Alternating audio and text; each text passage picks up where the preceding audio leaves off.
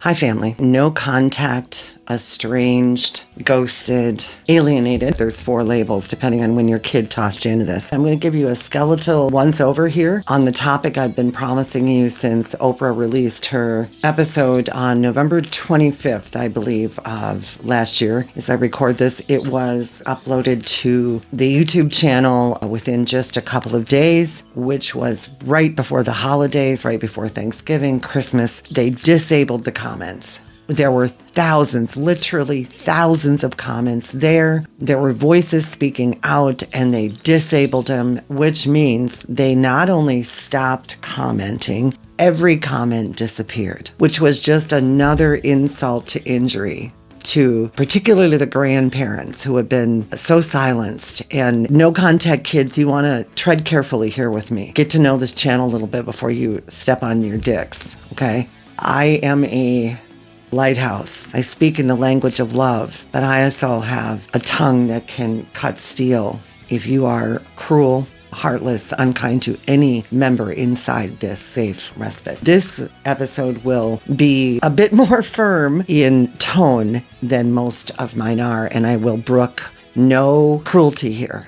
None. The fact of the matter is, a lot of these no contact, estranged, alienated, ghosted kids need to get off the cross. We need the wood. And a lot of them are coming to realize that. They really are. Adult littles. Doesn't matter how old they are. There are littles. And they're misbehaving in a terrible way. And I'm going to share with you some of the reason, a lot of the reason why that is. It'll make total sense to you. You have been, we have been, my generation, right, of boomers has been the Amish. Do you understand that analogy? Do you get that? You have been the Amish. So many of you have cried out in pain throughout the years, as did I, over and over and over again, until I discovered the source of the hemorrhaging. And I'm going to share that with you. Actually, I'm going to do a little bit of that right now. So because I am who I am, I wanted this episode, this response episode, to be perfect. I wanted to make certain I had all my bases covered, but screw that. We'll go over some points that you are just going to emphatically understand, and then you'll know that I'm with you. I'm still here. I'm still present. If you've been with my channel, you know there's been an awful lot, and you just have to bear with me. I've really had, I think it was this morning earlier, I was online somewhere, and there's a few of these sites out there, and their sole purpose is to just disparage the parents and defend their actions. And let me make it crystal clear for those of you who have never been here or are brand new to the channel, again, before you speak up, because you want to speak carefully on this topic in particular and in this space. I am not speaking of those who were genuinely abused, or and abuse is such a generic term. I mean, it has been just so beaten to hell with this society. Truly, it's just been thinned out. And that's coming from someone who was extremely abused as a child. I mean, we're talking rapes and beatings, and I ran away from a foster home. I mean, the whole shebang. So when I say that, don't even step up and say, yeah, but. The yeah, buts are for another channel. We're not doing yeah, buts here. If you are here as a parent who loves your child, and you have genuinely done the work of trying to fix whatever it was your child thought was wrong, and you have apologized, and it is in your gut, you know this. Even if you made mistakes, God knows. As a person in recovery for 25 years, my 4-step was not pretty, okay? But that doesn't mean I should be exiled and my family should be ripped from me. Mine was ripped from me. My daughter finally admitted not long ago. I guess she felt there was no other choice because after all these years, it didn't make sense anymore. It just didn't make sense. I'd had the grandkids with me throughout the years in windows of time, and we'd enjoyed one another, and then all of a sudden she'd be, 4 marriages blasted through all 4 of those, and 2 of her kids were raised full-time by the dad, and her oldest daughter, my oldest living granddaughter, was not really raised by either parent in a stable fashion. So those who live in glass houses is my point. right? And clearly I have loved my grandchildren. Clearly my grandchildren, I think they'll all three remember that. I would think they were all old enough and we shared enough time together to remember that. So that time has been stolen, and it's been stolen by someone whose behavior is just simply abnormal psychology. There's nothing else to call it. And those who've enabled it, those who've stood by and just said nothing, this is where those boundaries come in. And that is where the massive shattered heartbreak has come in with me over and over and over again, is I've tried to be understanding with these people, and I'm just not going to do it anymore. I'm not going to do it anymore. I've actually had some of them say, oh, she'll get mad. Are you kidding me? So you enable her because she'll get mad at you. Honest to Pete, you enable the destruction and the stealing of my grandchildren from me. That's what it is. I'm a good grandparent. Always was. I've got tons of pictures. Listen, they'll twist your reality, man. They'll believe their own.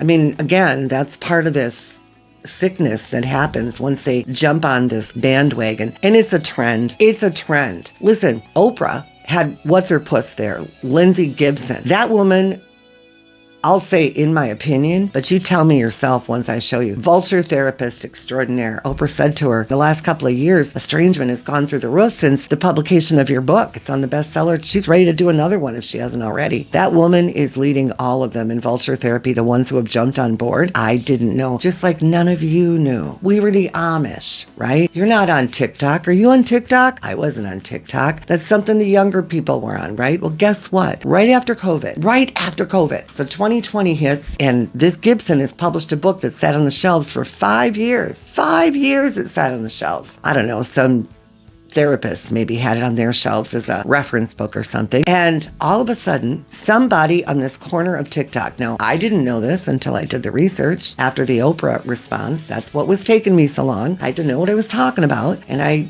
have 2 AI assistants, and I had them both going out there, and turns out there's this little corner. Okay, so picture the world of TikTok, and there's a little corner on TikTok called BookTok. Okay, so in 2020, when these kids had nothing else to do, they're home, they got no school, everything is turned upside down. All of a sudden, a girl puts up a little video. This is my mother, and starts pointing out these things on this book. So all of a sudden, this book starts to take off. I mean, in the virtual highways, it went from BookTok, TikTok, it went all out there to them. We're on Facebook. Or maybe some of you Instagram, not TikTok, BookTok. You didn't know this was going on, and it just went like wildfire. So much so that this Gibson, who was just a small town psychologist before that, very private, by the way, did some extensive research on her and could not even come up with, I can't even confirm that she was married. One son, a small little acknowledgement to him in one of her books on a flap somewhere. That's it. She is locked up tighter than a drum, man. But she sure was all out there on Oprah's stage talking about how this entire generation of emotionally immature parents. I mean, it was astonishing to me. I wasn't even going to watch. I had no interest. I stopped watching Oprah years ago. I mean, look, Oprah sold out. Right? And I mean, I'm sorry, I don't dislike her or anything, but she sold out. She's owned by what's his face? David, I don't know. Anyway, that's a story for another episode. So she doesn't have the control like she did back when James Fry fooled her. Some of you older folks will remember that. Oh my God, she called him back on the stage, and it was a big to-do, and years later she said she wasn't as merciful with him as she could have been. But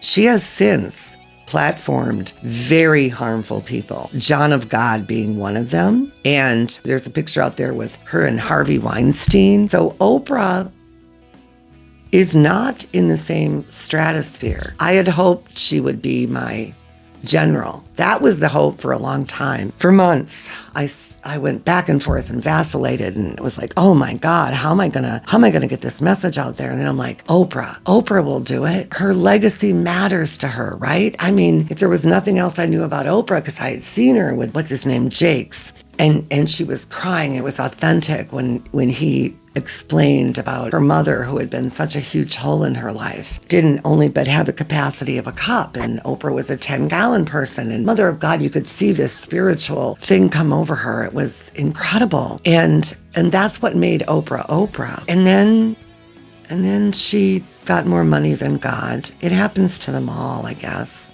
I don't know, it just seems to. So she's not going to be able to help us. She won't. She can't. I guess the only thing she could do is walk into David's office, but I think there was a sale that just happened now. Look, there's only 5 guys in charge. I know you don't want to believe that, and it's like, oh, she's a conspiracy theorist, but I'm here to tell you, you're all pissed off at the wrong people. Wrong gender, wrong issues. There are 5 men. 5 now. There used to be 6. There are 5 now. All these mergers and conglomerates. 90% of what you see and hear, freedom's just another word for nothing left to lose. So I'm going to ask you some things. These adult littles, right? These no contact littles. And I'm speaking again to the ones whose parents, you know the difference. I'm not going to try to explain that. I'm really sick to death of trying to explain it. We all know the difference between someone who is a genuinely loving person who made mistakes and made up for them or tries to make living amends versus one who is just mean, cruel, abusive, heartless. We all know that difference. So screw that. I'm not doing that. So I will say this, because I'm guessing that most of you have no idea. None. Did you know that your grandmothers were fed through television? TV was a new media at the time. Before it was just radio, right? So now we got television. And these are images. I'll show you the graphic ads, a few of them. Cigarette smoking, smoke cigarettes. These media companies, the owners, the men at the top. There were 4 Marlboro men. Most of us don't know that either. We all think of the one guy. There were 4. All 4 of them died from lung cancer. They were made to smoke. One of them in particular was made to smoke over and over and over again, so they got that ashen look. That's the truth. You can look it up. I already did. These were the ones who fed commercials to your grandmothers, to your mothers. These are the people you should be angry with. These are the corporations you should be angry with. They fed the very visuals, just like you are fed, and you know this is true. This hooked to my phone, can't do anything without background noise generation. You know this is true. So they fed, and this was a brand new medium. So everyone was fascinated by it. And of course you believed anything you saw on television. Of course you did. That's still the case for a lot of people, which is how we got to where we are today. God help us. So think about that. They were born with a handicap. That's the God's honest truth. I was one of them. My siblings and I all were born with fetal alcohol syndrome. My biological mother was 15 and a half when she got pregnant with me. And she had kids right on through, and she drank and smoked the entire time and watched soaps, television, conditioning. I'm not blaming it all on that, of course. I'm just saying it's a huge part of it. It's just a fact. Did you know that my generation, the boomers, we were the first ones to leave abusive relationships? We were the first generation. We were the first generation to go to therapy. You get to speak the way you do today and live the way you do today because we had the courage to do that. And trust me, that took courage. Some of us didn't make it. Some of us almost didn't make it. Some of us were hospitalized. Give me a freaking break. In that Angelique commercial, I think about that. I can bring home the bacon and fry it up in the pan. I'll tell you what, I'm guessing, I haven't looked it up yet, I'm guessing that was also a male that came up with that little ad campaign. Just like it was men who came up with the high heels to put your butt up into the air, which I know have a bunion. How many of you do? Give me a break. Seriously, honest to God, I've just had enough. And because I've been in recovery for as long as I have, and I've worked as hard as I have very little tolerance for those who make excuses. Yeah, but. No yeah buts. You do the work. And if you had a parent who was under a lot of pressure, was born with a handicap, did the best they could, give them a damn break for God's sake. And taking children, taking pure joy, removing that connection from your parents is as abusive as it gets.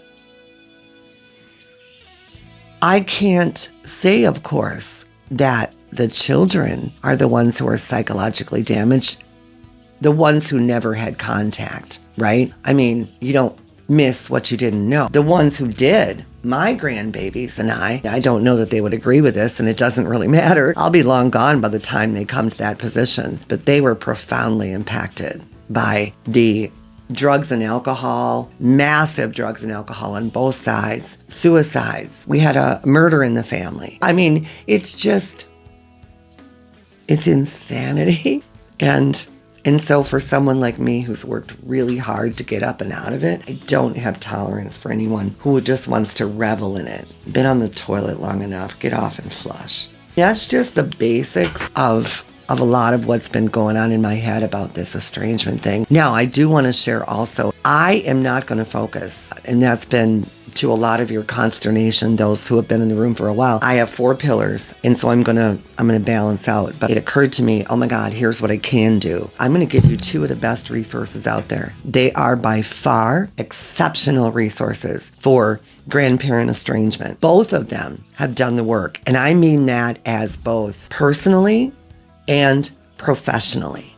They are both therapists. I'm not a licensed therapist. I got a PhD. It piled higher and deeper. Joshua Coleman. He was estranged from his daughter. He was also on that stage with Oprah. He was drowned out by those loud, aggressive women. His message was not heard. It was vital. It was important. I'll talk about him more. Absolutely get on board Joshua Coleman's social media outlets. I know he's got a Facebook page. And then Tanya, is it Kazal? Oh my God, first of all, she's beautiful on the inside and out. She is an authentic. I haven't spent a lot of time because I just haven't had time, but I can tell you I am so impressed with her. She has got courage and authenticity and integrity, and she admits her mistakes, and you want to get on board with that woman. And I'll put up information on both of them when I release this episode. And that's a male and a female, and they both have done the work, one with her mother, one with his daughter. He's written a book, The Rules of Estrangement, and I don't know if she has yet or not. But I'm telling you, if you need to grab on board of this thing, don't go into groups that let you just piss and moan and bitch and complain. It's tempting to do that, and everybody wants to be heard, but it doesn't get you anywhere. So that is my update on estrangement, no contact, alienation, ghosting. Yeah, I've been on this road for a while. Just ride with me. And it's mostly ladies here, but ride with me, okay? I'm doing the best I can. Mother's Day and my birthday are not that far away, just a few weeks as of the recording of this thing, and they're just a few days apart this year. Sometimes they're on the same day. They're not easy. They're getting better. This channel has helped a lot because it's an outlet. I would encourage anyone who really wants to have their voice heard to do something like this. You don't have to take on a massive channel, but a YouTube channel is free. I would beg of you, if you're going to do it, I would beg of you to insist with yourself that you will do your level best to speak in the language of love, because this is a legacy you are leaving for as long as it lasts for your family, for your loved ones, for your grandchildren. In my case, it is for my grandchildren. I don't know that my daughter, well, let's be honest, Dad. The Daughter Wound Project would not exist without Jessica. And I would love nothing better than for her to be a partner in it. Thanks for listening.